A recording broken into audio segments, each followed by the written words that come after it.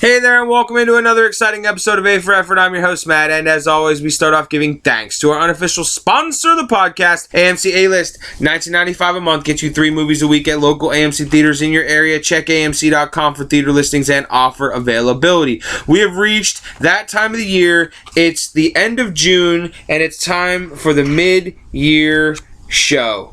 And this year, I'm going to do a top 5 movies of the first 6 months of 2019.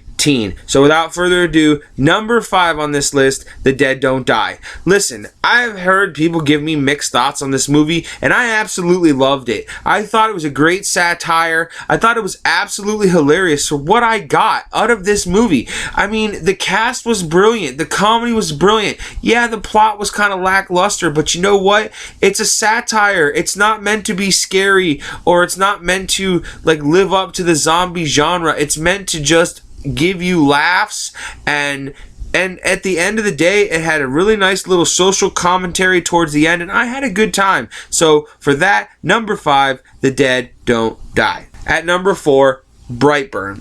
Wow, this movie, I had seen things for it. I had seen trailer after trailer after trailer, and I was like, man, can't wait to see this one, and it lives up to the expectation. What a great movie Brightburn was. Listen, the plot is simple. Superman turns, what if Superman was evil, and we've got to figure out a way to prevent this, but they can't because he's fucking Superman, and it's brilliant. It's a great movie. It's simple, but yet elegant, and I hope to God they live up to what they did at the end of that movie by setting up Evil Justice League, by setting up the fact that the Crimson Bolt in the universe. I just hope that we get a second film in this franchise. Listen, it was made for $7 million. It made 10 in the first weekend. It had a small theatrical run through the Memorial Day weekend.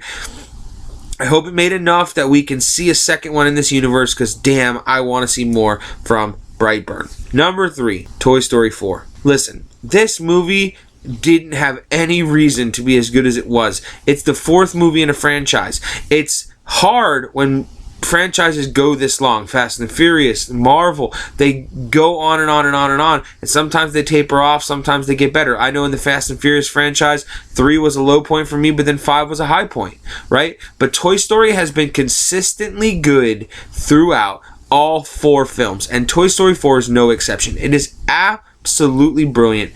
It gives you everything you need with your story of Woody, some new characters with Duke Kaboom and Ducky and Bunny, and gives you a small B-plot with Buzz, while also staying true to Toy Story itself.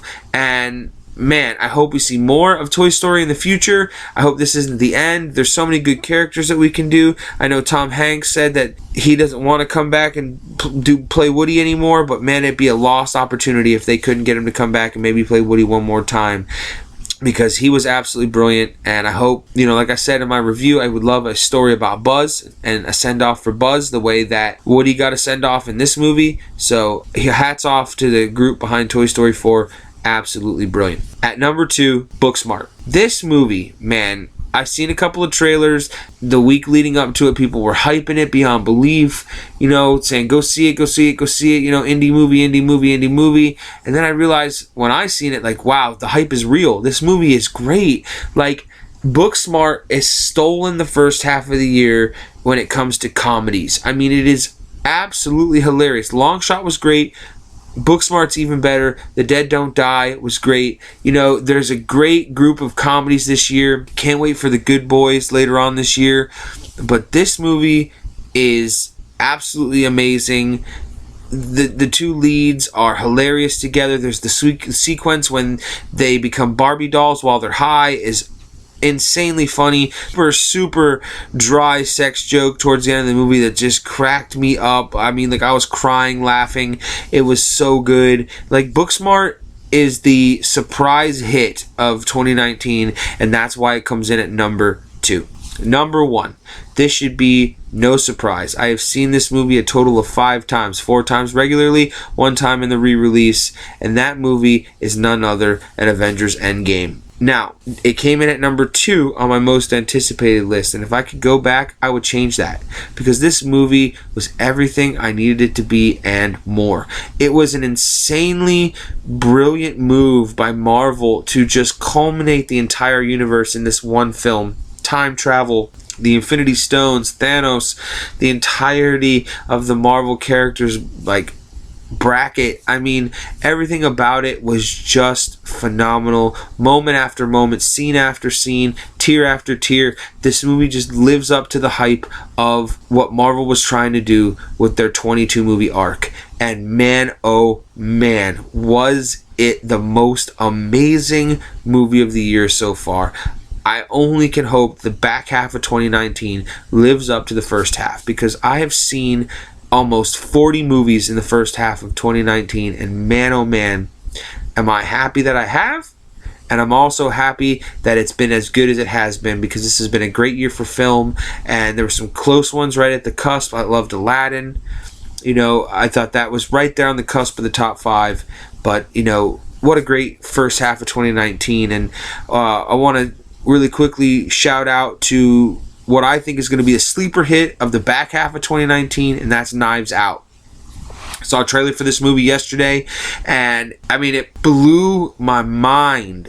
The cast, I mean, Rian Johnson's directing and writing. I mean, I love everything he's done, Looper and Last Jedi. So hats off. So excited to see this movie. I cannot wait to see Knives Out, and I hope it lives up to the hype that I have just given it, because I think it's going to be my sleeper hit of the back half of 2019 and be in the running for one of the best movies of the year come end of year awards in December. So with that, I have been your host, Matt. What a great first half of 2019, like I said. Like, subscribe, share, comment on the 99 videos that we have posted on YouTube right now. What a great time to be an A for Effort fan with 99 videos. I cannot wait for my 100th episode. I set it up strategically just to have this particular movie be episode 100. So like I said, like, subscribe, share, comment. Find us on Google, Apple, and Spotify. Check out the Geekly Effort, where we talk all things nerdy. I have been your host, Matt. Come back to us next time on another episode of A for Effort, when we'll have another quality movie review.